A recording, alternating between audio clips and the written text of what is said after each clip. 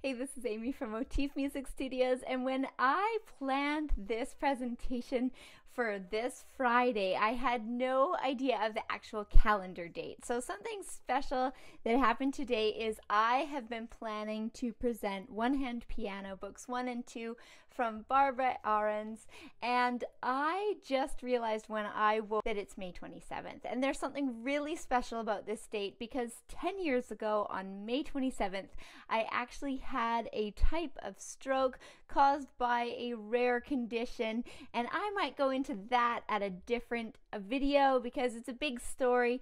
But the exciting thing about that is that 10 years ago when I woke up, I couldn't even play a C major scale with my right hand. So ironically, I wasn't thinking about that when I decided to present this incredible resource for one hand piano, and it happens to be the 10th anniversary of when I couldn't use my right hand. So I am really honored today, and I decided I was gonna play the piece today with my left hand, the Somewhere Over the Rainbow, but noted that that one was more for the right hand, although I could play it with either, which I love, but I decided let's play it with my right hand. My right hand has developed so much since 10 years ago, and I am so honored to present this resource. So now, the exciting thing that is the reason that I started researching this resource from Barbara is that I was challenged thinking about limb difference. And so for some of us, a limb may be unable to be used for reasons such as mine, like having a stroke or having a temporary injury like a sports injury. But in this case, I was thinking about people who are born with a limb difference, and I thought, wow, our pedagogy community needs to be planning for the fact that our piano is so accessible for this. And in the past, as a teacher, I had to admit that I would have just thought like, okay, well, let's just learn one hand.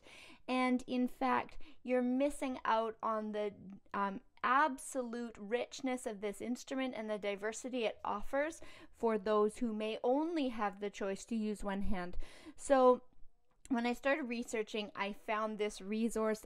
One Hand Piano Book 2 had just recently been published as a follow-up of One Hand Piano Book 1. These books are very well reviewed by Andrew Eales. I'm hoping I'm saying the name right, and I will link his blog post because it was fantastic. It went into lots of the things that I love about this resource as well.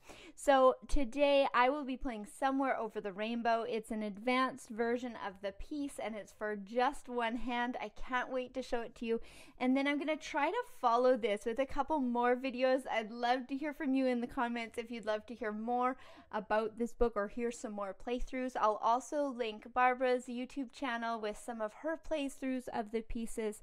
And one of the things that I love about this resource the most is this is not just pieces written for one hand and hoping that someday you'll add the other hand. No, these pieces are complete. They're really designed to make rich sounds. They cover a diverse amount of repertoire. Each piece has 40 pieces for the left or right hand. And same with this one, 40 pieces. And they cover this huge span of interests as well, from really playful sounding, mysterious pieces, blues piece, classical pieces. So I really found like it was a rich, inclusive, just library of songs that focused on that pedagogical aspect of having just one hand to use. The other thing that, although it was challenging at first to read music written in both clefs and navigate that with one hand, it was so well supported. Barbara has really carefully thought through fingering and suggestions that make it really, really accessible. And the other thing I love is these pieces span the keyboard. They don't just stay in one place. They really explore a wide range on the piano. There's also pieces that include the elbow or a fist, and clapping, tapping. There's one that includes stomping. So I love that challenge as an educator and thinking what beautiful things you could do with this instrument, even approaching it with one hand. So thank you, Barbara, for this tremendous resource for our music community. So whether you're a teacher, educator, or whether you're a student looking for material for yourself and saying, I just have one hand to use, what beautiful music can I make? So I hope that this will really add richness to your musical experience. The last thing that I wanted to challenge educators with, or if you're a student with a limb difference coming into this style of playing and playing at the piano, is that I noticed that the pedagogy approach of posture might be different if you're using only one hand, and it might even change if you have any core or stability issues with that, like someone who's had a stroke might have weakness. I noticed from actually watching a limb difference musician who I noticed her Victoria Canal, because she was just this incredible musician. I actually didn't even notice the limb difference right away. I noticed this wonderful pianist with this stunning voice. And then I noticed the posture difference of making your seating at the piano so that you were looking down the instrument more and using the shorter arm to do different tones. So it really challenged me as I was playing these pieces to think about the ways I would change my posture at the piano to accommodate the fact that you're going to be spanning the whole keyboard, but just with one side of your body. So I hope that you're challenged and excited about this repertoire. Again, I'm very grateful for this resource. Up next, I'll play Somewhere Over the Rainbow, arranged by Barbara Arens, and then I'd love to dive into more of these pieces in subsequent videos. You'll see some of them popping up in my shorts feed and perhaps another couple videos, because I have more I want to share with you. So thanks for listening into.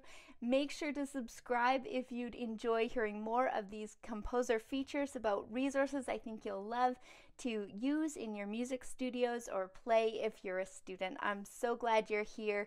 Thanks for being here, and I'll see you in the next section.